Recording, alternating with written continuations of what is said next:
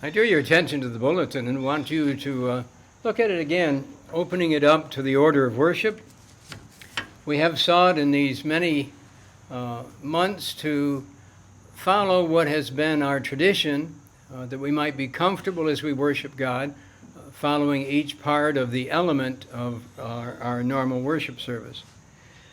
But there has been one omission, and that is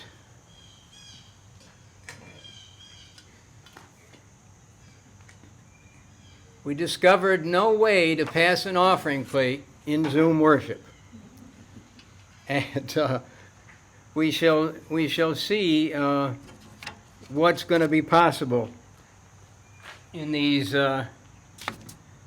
coming weeks. I want to have you remember in our worship service how we did present God's tithes and our offerings. But we have passed an offering plate, and there have been some who say, who don't know the scriptures particularly, well, that's just a commercial. That's like TV. You've got to have a commercial. Well, no. When we present God's tithes and offerings, it's part of worship. It's part of how we worship God, and how worship of God, both in the Old and New Testaments, includes the idea of giving an offering, a reflection of ourselves, a way to thank God for all the blessings we have. And in our order of worship, we have often put it toward the beginning, because before the children's sermon, the children's message, and before they leave for their class, we wanted to make sure they know what worship's about. So it's about being quiet as there's a prelude. It's about singing praise to God, being led by the praise team. It's about praying together, as we did this morning. And it's about presenting God's tithes and our offerings. Even sometimes in those children's sermons, we've explained tithing by saying if you have $1 allowance, this goes back many years ago, if you have a dollar allowance, a tithe is 10 cents. So you give 10 cents to the work of God through the church, and 90 cents you spend in other ways that you choose.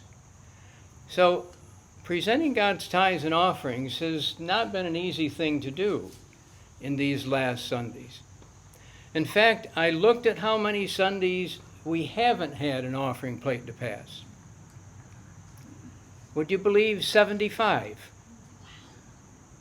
75 Sundays not in the sanctuary to worship God, including to present God's tithes and our offerings.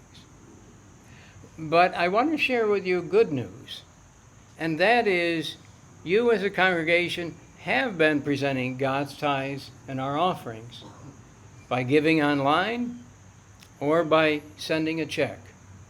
And because of that type of dedicated giving, we've been able to continue our ministries involving the staff, involving Christian education, involving caring for the building, involving stretching beyond our neighborhood to across the nation, around the world, and within our region of Pennsylvania and Delaware. All that is because of your faithful giving. And so this is a thank you to you for that type of giving, that you have indeed been presenting God's tithes and our offerings. A better way to say thank you is to use Jesus' words from one of his parables. Well done, good and faithful servant. Well done.